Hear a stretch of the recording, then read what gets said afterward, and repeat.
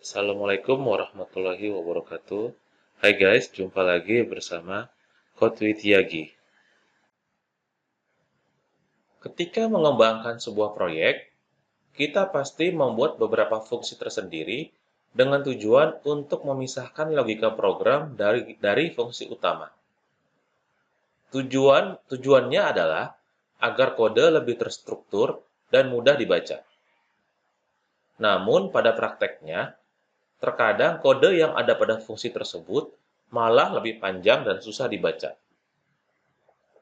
Salah satu penyebabnya adalah karena penulisan kode yang berulang atau lainnya. Untuk mengatasinya, kita bisa memisahkannya lagi menjadi sebuah fungsi lokal atau inner function dengan hak akses terbatas hanya untuk fungsi terluarnya. Ini bisa dilakukan karena pada Kotlin, kita bisa mendefinisikan sebuah fungsi dimanapun, bahkan di dalam sebuah fungsi, atau function inside function. Berikut adalah contoh dari sebuah inner function. Bisa kita perhatikan bahwa fungsi print message didefinisikan di dalam fungsi setWord. Mendefinisikan sebuah inner function sama halnya seperti kita mendefinisikan sebuah fungsi seperti biasanya. Menariknya, kita bisa mengakses apa yang menjadi bagian fungsi terluarnya. Contoh, parameter dari fungsi setWord bisa diakses dari dalam fungsi print, sehingga kode ini bisa diubah menjadi seperti berikut.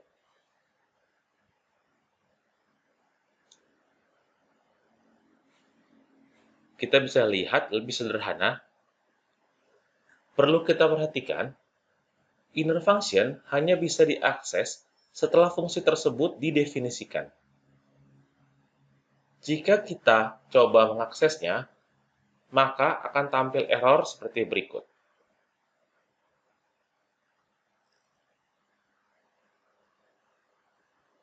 Lalu, pada kondisi seperti apa kita bisa memanfaatkan inner function? Bisa kita perhatikan deklarasi fungsi berikut ini. Tidak ada yang salah dengan semua fungsi ini. Fungsi tersebut akan berjalan dengan semestinya tanpa adanya error selama kondisi yang berada di dalamnya tidak terpenuhi. Namun, jika kita perhatikan, terdapat pengulangan kode yang sama, yaitu penggunaan if expression untuk memeriksa apakah nilai dari argumen yang diberikan bernilai nul. Disinilah kita bisa memanfaatkan inner function untuk membuat kode yang ditulis berulang tersebut menjadi fungsi tersendiri.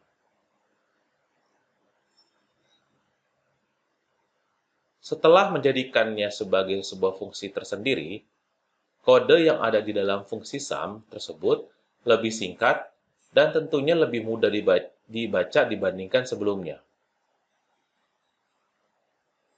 Selain itu, kita juga bisa menjadikan inner function sebagai extension function. Contohnya seperti berikut.